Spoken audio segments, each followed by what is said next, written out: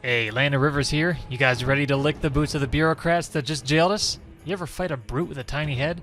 All this and more as we blitz through level 2 of Enclave, Protect the Outpost.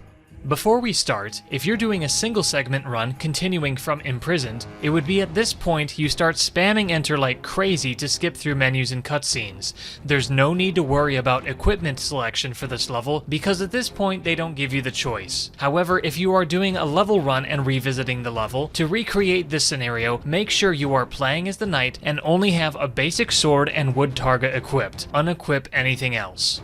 Protect the Outpost is a level with a fairly complicated beginning and end sequence, both with RNG that can mess with your run. But we've learned methods to help keep your run safe. Start off by exiting the start room and pick up the crossbow and bolts on your way out. Equip them immediately with Q.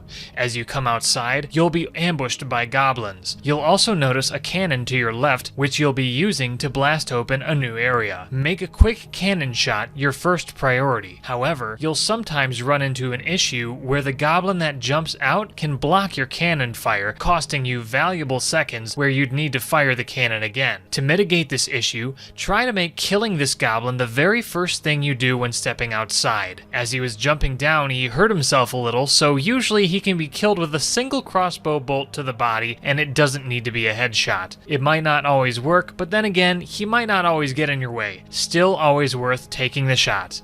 After the door is blown by the cannon, to progress to the next area, 2 key goblins need to be killed. The goblin in the far left, and the goblin in the tree, which spawns as soon as you kill the far left goblin. As you're acting fast, you'll need to make use of your surroundings to kill them quickly. Well, the Dregatar are launching catapults at the outpost in their assault. Fortunately, their fiery boulders can be used against their own troops when they land and explode, causing splash damage. The first boulder launch is activated by walking into this indicated trigger area. Another tool that is more of a lucky guardian angel is the Huntress following behind you. Sometimes her stray multi-shots can kill the goblin you're after and speed things along. The killing of the 2 goblins unlocks a trigger area which will cause an orc to set explosives which open the next area to you. With all of this in mind, here is the ideal way to sweep the first area. Exit outside, shoot the first goblin, use the cannon, shoot the far left goblin while running into the catapult trigger area, then run into the orc explosives trigger area as the boulder comes down, killing the goblin in the tree.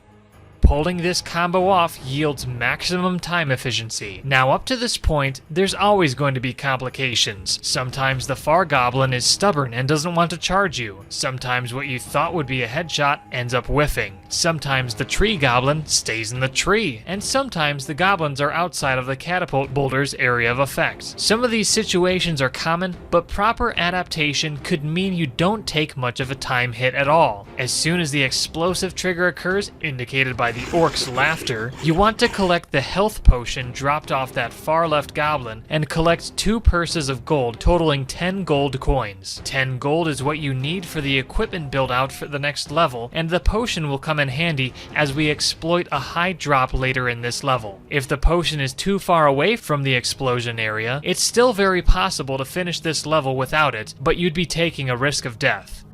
If one of the coin purses is out of reach, there's enemies later in the level which you could easily kill to make up for it at no loss in time. While you wait for the explosion to occur, you're going to want to nestle yourself up against the far left boards, to the left of this opening, and you're going to want to be running into the boards. If performed correctly, the explosion will go off, you'll take no damage, and you'll be free to run to the next stage of the level. First hard part's over, and we're only 30 or so seconds into the level. Switch back to your sword if you haven't already, then head through the door and hug the right wall as a goblin pops over the table. If you can score a hit or kill him, that's bonus points, because we'll be revisiting this spot later and he could be a blocker. Enter the stone hallway and you'll see some orcs surrounding a human. Start spamming that running combo and cleave your way through as you abandon your fellow man. Sometimes these guys are a little tougher to get through, or sometimes they'll move right out of your way. Both of the unarmored orcs drop 5 gold each, so if you were needing to make up for earlier, they could help bring you up to 10 gold.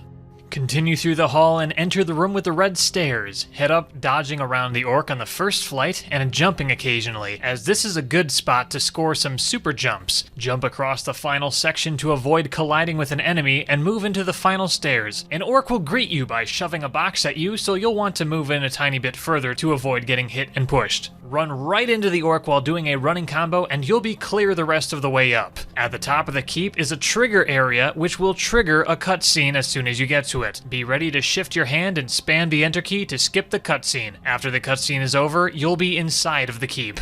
Run into this corner and turn around, waiting for the orc above to drop down and attack. You'll get a feel for when he drops, usually it's 3 or so side shuffles. When they drop, you're going to want to guide them into the door while attacking them. Ideally, you'll be able to kill them and pick up the key they drop right next to the door you need to unlock. Sometimes this orc can be pesky and they go their own way, but it doesn't end up costing too much time to take care of them.